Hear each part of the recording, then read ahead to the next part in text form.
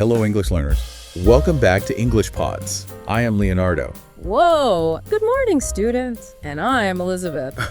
Today, we are diving into something a little different, like really different. Different good or different, Oh, definitely different good. Today, we are exploring an essential topic for anyone looking to excel in English.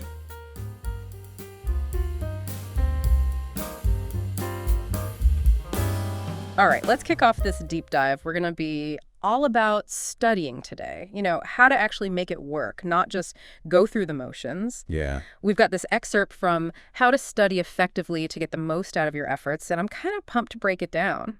I think there's some seriously useful stuff in here. I think so, too. It's surprising how much people miss the why behind studying well. They get so caught up in the what, but the psychology of it is fascinating. Okay, so this article starts off strong. Goal-oriented studying. Yeah. Seems basic, right? But they're making a big deal about it. What's the magic there? It's about where your brain goes. Yeah. You know, like instead of just studying history, you're zeroing in on, say, I'm going to conquer the causes of the American Revolution. It's way more focused. Right. Gives your brain a bullseye. Makes sense. But doesn't too much structure kind of like kill the joy of learning? I think that's where study plans get a bad rap. This article is pro-plan, but not in a rigid way. Okay. It's more about understanding when to hit which subject. Peak productivity hours are a big deal. Morning person, night owl. Tackle the tough stuff when your brain's firing on all cylinders. Speaking of, I'm curious about all-nighters. Is there ever a time? Those are a good idea. Well, let's talk about the Pomodoro technique. This is all about working in bursts. So like 25 minutes on, 5 minutes off. Oh yeah, I've heard of that. It sounds simple, but it lines up with how our brains actually work best. Okay. We're not meant to just go for hours on end without a break. So short bursts, smart timing. Anything else we got to have in a study plan, according to this article? Absolutely. Figuring out your learning style. Ah, yeah. Are you a visual person? Diagrams, that sort of thing? Auditory learner? Maybe lectures and discussions work best? Or are you kinesthetic? Like, got to be doing something, building, moving around to learn. I'm definitely a visual learner. Highlighters are my best friend. But this article, they're really pushing active learning over just highlighting passively. What's that all about? Think of it this way. Imagine you have to teach this stuff to someone else. You wouldn't just read it off the page, would you? You'd have to break it down, use your own words, come up with examples. That's active learning. Gotcha. So summarizing, explaining it to an imaginary student. Anything else? Oh, testing yourself is huge. Not just for exams, but as part of learning. There's this thing called the testing effect. When you try to pull information from your memory, it actually makes the learning stronger. It's like working out a muscle, right? Exactly. Yeah. The more you use it, the stronger it gets. And then they talk about elaborative rehearsal. Sounds fancy. Yeah. But it's just connecting new stuff to what you already know. Building that mental web. Each piece linking to something you've got down already. Precisely. And they get into note-taking methods too. Cornell method, mind mapping, outlining. But honestly, the best notes won't help if you don't tackle those scary topics head on. Right. There's always that subject. Yeah. The one that feels like climbing Mount Everest. What's their advice for conquering that beast? Breaking it down is key. Start with the fundamentals, the building blocks. Then connect the new stuff to what you already know. They also suggest using analogies or metaphors. That was interesting. Makes abstract things click, like struggling with physics. Compare electricity to water flowing through pipes. Suddenly, it's easier to grasp. That's a good one. But even with the best strategies, there's that universal obstacle. Distractions. The bane of every student's existence, right? The article's big on creating that distraction-free zone, which we touched on. Yeah, the fortress of focus. Exactly. Yeah. But they also dig into the psychology of why we get distracted. It ties into how our brains are wired. So it's not just a willpower thing. There's an actual reason we get sidetracked so easily. Totally. Our brains are constantly scanning for anything new or important. Survival mechanism. But in today's world, it means we're bombarded with stuff. The article suggests things like mindfulness to train our attention, minimize those internal distractions. So learning to be the bouncer at the door of our own minds, only letting in the good stuff. Exactly.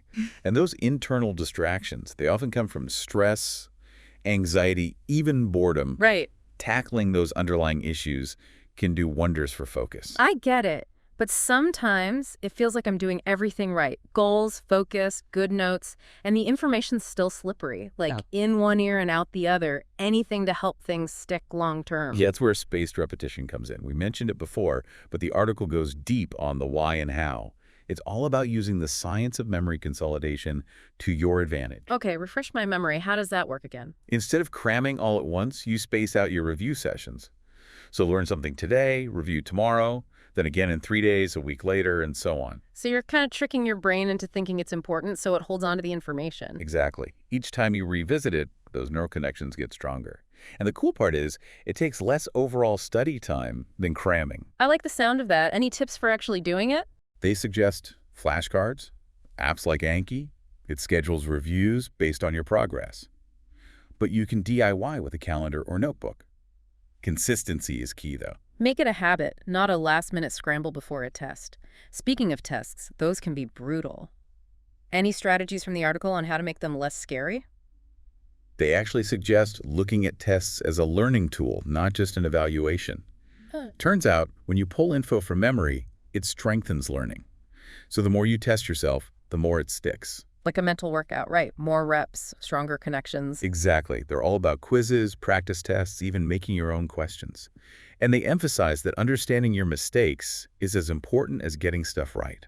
Oh, interesting. So figuring out where you went wrong helps you learn better. Absolutely. It highlights the gaps in your knowledge so you can focus your efforts. That's smart. But let's be real, the best study techniques don't work if you're running on empty. The article talks about this, right? Oh, absolutely. They make it clear. Effective studying isn't just mental. Your physical and mental well-being matter a lot. Right, we touched on sleep, exercise, food earlier. Right. And they're big on stress management. Chronic stress is terrible for your brain, so finding healthy ways to cope is crucial. Things like mindfulness, meditation, breathing exercises, nature, even music. So finding what helps you de-stress and recharge your mental batteries. Exactly. But then there's that sneaky saboteur. Oh, I know what you're going to say. Procrastination. We all struggle with it. Does the article have any wisdom on beating that universal challenge? They go into the psychology of it, suggesting it often comes from deeper stuff like fear of failing, perfectionism, lack of motivation. So not just laziness. Not necessarily. The key, they say, is figuring out the root cause and addressing it head on. Maybe break tasks into smaller chunks, use timers, or even seek professional help if it's chronic. So honesty about why you're procrastinating and finding strategies that work for you. But how do we make sure all this hard work actually turns into knowledge and skills that stick? That's where reflection takes center stage. Ah. It's like the glue that holds everything together. We talked about reflecting on your study strategies, but is there more to it? Oh yeah. The article encourages you to go deeper. Not just what you learned, but how it connects to your life, your goals, how you see the world. Making those connections, drawing insights, seeing the bigger picture. So it's more than just memorizing facts. It's about making information meaningful and actually using it. Exactly. It's about becoming a lifelong learner. Always curious, always engaged. That's a great way to put it. And that, I think, is at the heart of effective studying. It's not just about acing tests. Right. Though, hey, those are nice too. They are. But it's about loving learning, wanting to know more, always pushing your boundaries. I love that. So we've covered a ton here, from goals to distractions, learning styles to active techniques. Yeah, it's been a lot. But there's still so much to explore. We've only scratched the surface of this whole effective studying thing, and I'm ready to dig deeper. Me too. There's so much more to uncover about how to make learning really work for us. This is just the beginning of our journey into understanding how to make studying truly effective. Exactly. We're just getting started, folks. Buckle up, because we're about to take this deep dive to the next level. I can't wait. Let's do it. So before we got sidetracked there, we were talking about reflection. Right. How it's key to making info stick, you know? Yeah, like a study strategy debrief after each session. Exactly. And the article, they get into note-taking. More to it than just scribbling down facts. They're all about making it active, not just passive. Okay. It's like taking the info and putting it into a format your brain loves. They talk about the Cornell method. You divide your notes, keywords, content, summaries. Sounds organized, but kind of time-consuming. It can be if you try to do it for everything. The point is to process, not just copy. So it's Even summarizing key points in your own words helps a ton. creating your own little textbook, tailored to you. Exactly. And they mention mind mapping, too. Right. More visual. Oh, yeah. Instead of linear notes, you connect ideas with branches, diagrams, like a web of concepts. Ooh, I bet that's great for visual learners. Definitely. But some subjects, Right. like advanced math or philosophy, it's tough to simplify. How do you even start taking notes on that stuff? Seriously. The article's big on breaking it down, even the tough stuff. Start with the core concepts, like the building blocks of the subject. Then you connect the new stuff to what you already know. It's like you don't have to reinvent the wheel, just know how to use it. Exactly. And don't be afraid to get creative. They even suggest analogies and metaphors to help you understand those really abstract things. Like, imagine trying to get how a cell works. Compare it to a tiny factory, different parts doing specific jobs. That's actually really helpful. Right. Makes it way less intimidating. But what happens when it's not the material that's the problem? Oh. It's us. Our brain's getting in the way. Oh, yeah. We're trying to focus, and bam, squirrel moment. All the time. That or some notification buzzing? That's the struggle, right? This article, they talk about creating that fortress of focus, which we mentioned before. Yeah. But they also go into the psychology of it all. Like, why are we wired to get distracted? So it's not just about willpower. There's a reason we get sidetracked so easily. Totally. Our brains are always looking for what's new, what's important, keeps us alive. But in this world, it means we're getting hit with info constantly. They talk about things like mindfulness to train our attention, So learning to filter it all out, be the bouncer of our own mind. Exactly. And those internal distractions, a lot of times they're from stress, anxiety, even boredom. Right. Dealing with those underlying things can help a ton with focus. Makes sense. But sometimes I'm like, I'm doing all the right things, but the info just won't stick. It's like it goes in one ear and out the other. Yeah. That's where spaced repetition comes in. We talked about it a bit, but this article, they go all in on it. Okay. Leveraging how our memory works. Remind me, how does that work again? So instead of cramming, you spread out your review sessions over time. You learn something today, you look at it again tomorrow, then in 3 days, a week later, and so on. It's like you're reminding your brain that this stuff matters, so it holds on to it. Exactly. Each time you revisit it, those connections in your brain get stronger. Plus, less overall study time than cramming. Less study time. I'm listening. Right. They suggest flashcards, apps like Anki. It schedules those reviews for you. Oh, cool. But even a calendar or notebook works. Yeah. Just got to be consistent. Make it a habit, not a last-minute scramble before the test. Ugh. Speaking of tests, those can be rough. Yeah. Any advice from the article on how to make tests less stressful? They have this interesting take. See tests as a learning tool, not just an evaluation. Really? Turns out when you try to remember stuff, it actually makes the learning stronger. So more self-testing equals more info sticking. It's like practice for your brain, right? Exactly. They're all about quizzes, practice tests, even making up your own questions. And they say knowing where you messed up is just as important as getting stuff right. So analyzing those wrong answers can actually help you learn better. Totally. It shows you what you need to work on so you can focus your efforts. That makes a lot of sense. And all this stuff, it doesn't work if you're not taking care of yourself, right? The article talks about that. Yeah. Oh, for sure. They're big on the whole mind-body connection. Effective studying, it's not just about using your brain power. Yeah. You got to take care of yourself too. Right. We talked about sleep, exercise, and food already. What else did they say? Stress management is huge. Too much stress, it messes with your brain. So they recommend finding healthy ways to cope. Mindfulness, meditation, breathing exercises, nature, music. It's like finding what helps you unwind and recharge your mental energy. Exactly. But then there's that one thing that can sabotage all our best efforts. Ooh, I know exactly what you're going to say. Procrastination. We've all been there. It's the worst. The article goes into the psychology of why we do it. They say it's often tied to deeper stuff. Fear of failing, wanting things to be perfect, just lacking motivation. So it's not always just laziness. Nope.